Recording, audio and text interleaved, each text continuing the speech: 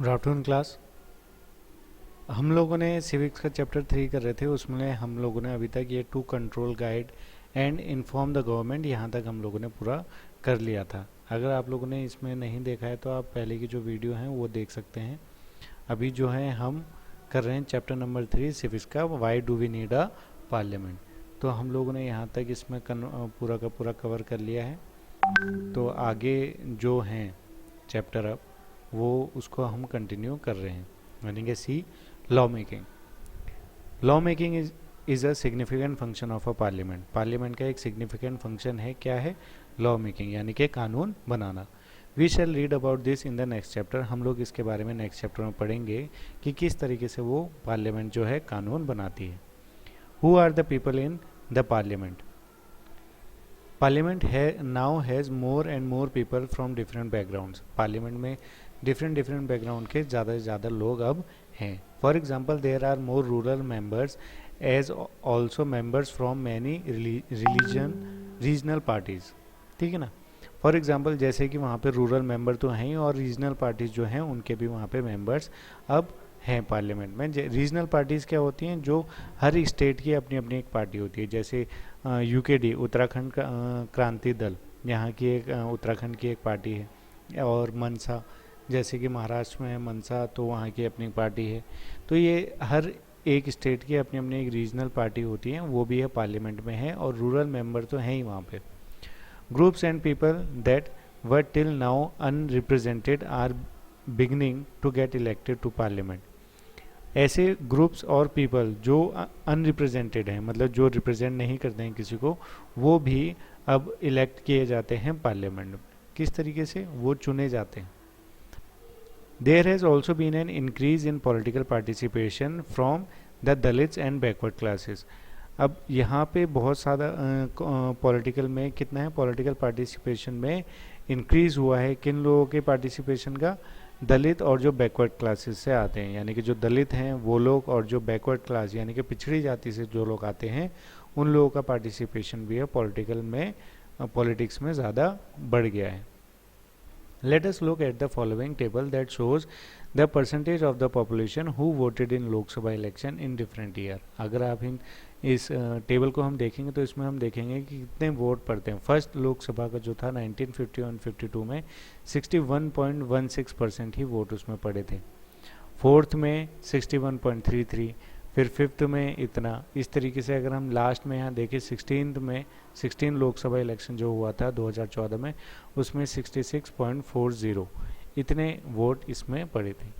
It has been observed that representative democracy can not produce a perfect reflection of society. जो representative होते हैं democracy में, वो एक परफेक्ट रिफ्लेक्शन नहीं बनाते, वो नहीं कर पाते सोसाइटी का। There is a realization that when interest and experiences separate us, it is important to ensure the communities that have been historically marginalized are given adequate representation. यही हमने देखा गया है कि जब भी कोई इंटरेस्ट होता है या कोई एक्सपीरियंस होते हैं, अगर वो हमें अलग करते हैं, सेपरेट करते हैं, तो हमें ये इंश्योर करना पड़ता है कि जो कम्युनिटीज़ हैं और जो मार्जिनलाइज्ड हैं, जो लोग पिछड़ गए हैं, ठीक है ना, तो उन लोगों को हम एक प्रॉपर एक तरह से उनको रिप्रेजेंट करें, ताकि उन लोगों को भी बढ़ावा मिले, वो भी आगे आए। ठीक। With this in mind some seats are reserved in parliament. तो इसको ध्यान में रखते हुए पार्लियामेंट में कुछ सीटें जो हैं रिजर्व रखी गई हैं for SC and ST, schedule caste and schedule tribes के जो लोग हैं, जो पिछड़े लोग हैं, है ना। तो इन लोगों को भी मौका मिले, इन लोगों को भी बराबरी का हक मिले, तो ये लोग भी आगे आएँ। तो इसलिए पार्लियामेंट में क्या है कि इन लोगों के लिए भी रिज़र्व करी गई हैं सीटें। यहाँ के जो नेता लोग हैं जो चुन के आते हैं, तो SC और ST से भी जो नेता चुन के आएंगे, उनके लिए भी पार्लियामेंट में सीट रिज़र्व रखी गई है। This has been done. हाँ सर। तो वहाँ पे क्या होता है, सीटें पार्लियामेंट में भी रिज़र्व करी जाती हैं, ताकि उन लोगों को भी मौका मिले जो पिछड़ी जाति के हैं, वो उनको आने का भी पूरा मौका मिल सके। This has been done so that the MPs elected from these constituencies will be familiar with and can represent Dalit and Adivasi interest in parliament. ये ऐसा इसलिए किया जाता है, जो इन कॉन्स्टिट्यूएंसी से आते हैं, इन इलाकों से जो आते हैं, वो लोग भी फेमिलियर हो सकें। और फिर वो क्या करते हैं, रिप्रेजेंट करते हैं, जो एक दलित समाज है उन लोगों को रिप्रेजेंट करते हैं, आदिवासी जो हैं पिछड़ी जाति के लोग, वो वहाँ से जो आते हैं वो लोग। तो अब कोई लीडर तो चाहिए ना जो इनकी भी बातें पार्लियामेंट में रखे, तो इसलिए इन लोगों की सीटें भी रिजर्व रखी जाती हैं। अब जैसे कोई गांव के हैं, वो दलित हैं, तो उनका भी एक लीडर होगा, तो वो एससी का होगा, तो वो जब वहाँ पार्लियामेंट में बैठेगा तो एससी के लोगों की जो बातें हैं वो वहाँ पे रखेगा। ऐसे ही शेड्यूल ट्राइब के लोग जो हैं तो उनका भी एक वहाँ पे एक लीडर वो लोग चुनेंगे। वो लीडर वहाँ से कहाँ जाएगा, पार्लियामेंट में जाएगा, तो वो किन की बातें रखेगा, एसटी वालों की, जो एसटी हैं शेड्यूल ट्राइब्स, उन लोगों की बातें वो वहाँ पार्लियामेंट में भी रखेगा।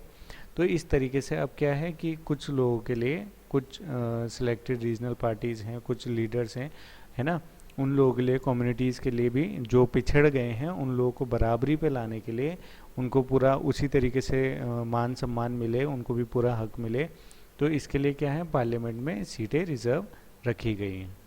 ठीक है। Similarly, it has been more recently been suggested that there should be reservation for seat for women. इसीलिए और इसी तरीके से क्या है कि पिछले कुछ टाइम से देखा गया है कि सजेशन मिला है कि वुमेन्स के लिए भी रिजर्वेशन वहाँ पे होना चाहिए, ताकि मतलब कुछ इतनी फ्यू वुमेन तो वहाँ पे होनी चाहिए कि इतनी सीटें ये सिर्फ और सिर्फ महिलाओं के लिए हैं। This issue is still being debated. ये जो इशू है ये अभी भी डिबेट में है ना, अभी पूरा है नहीं। 60 years ago only 4% of MPs were women। मतलब 60 साल पहले तो सिर्फ और सिर्फ 4% ही थी MP जो मेंबर ऑफ पार्लियामेंट थी women. Today it is just above 11%, लेकिन आज कितनी हो गई, 11% हो गई है। This is a small share when you consider the fact that half of the populations are women.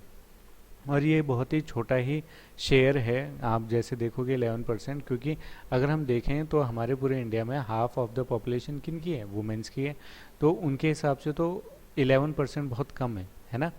तो इसीलिए it is issue of this kind that force the country to ask certain difficult and often unresolved question about whether our democratic system is representative enough. तो ये कुछ issue हैं जिनकी वजह से हमें लगता है कि जो हमारा देश है क्या ये डेमोक्रेटिक इनफ है, क्या यहाँ पे इतनी डेमोक्रेसी है। The fact that we can ask this question and are working towards answer is a reflection of the strength and the faith that the people in India have in a democratic form of government.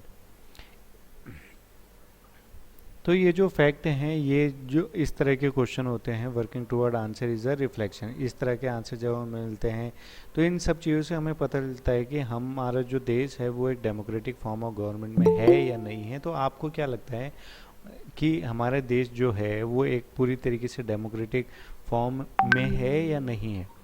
Y do think that there are few women in parliament, discuss. आपको क्या लगता है, why do you think there are so few women in parliament, क्यों लगता है आपको कि वहाँ पे कम है वुमेन्स, ऐसा क्यों आपको लगता है। आप अपनी बात यहाँ पे डिस्कस करना, अपनी बात क्वेश्चन आंसर में लिख के देना कि आपको ऐसा क्यों लगता है। तो ये कुछ चीज़ें थी जो हम लोगों ने इस चैप्टर में पढ़ी कि हमें पार्लियामेंट क्यों चाहिए, पार्लियामेंट में क्या क्या होता है, पार्लियामेंट में कितने सीट्स हैं, कितने सभा है, वहाँ पे राज्यसभा है, लोकसभा है।